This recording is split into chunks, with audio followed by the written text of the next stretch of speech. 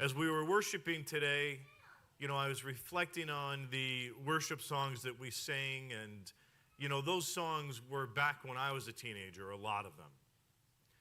And certainly, my generation and maybe slightly older would have a real appreciation for the songs, because they were really instrumental when we were younger.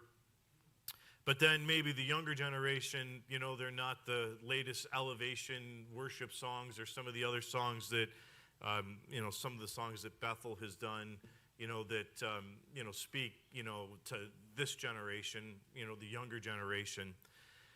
And Stacy and I were having this conversation a couple days ago, and maybe it was yesterday, about church and how the church is organized and how it's run. And I have a feeling that if the apostles walked into our church today, that this would be very foreign to them. Do you know, not one group of people, not one church has the key or the right way, if I could say it that way, in cultural terms, as to having, the copyright on the presence of God. Did you hear that?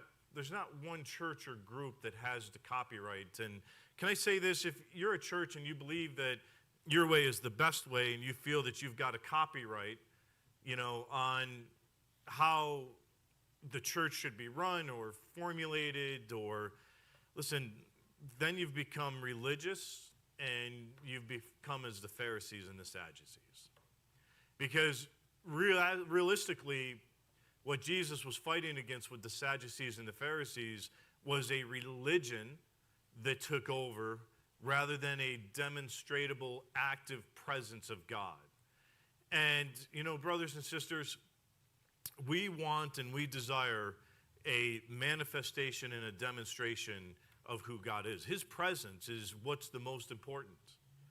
And it doesn't matter if the song came from, 100 AD or if the song came from yesterday. We desire and want the presence of God. And we don't want to be conditioned or motivated by what's culturally relevant. We want to be motivated by the presence of God.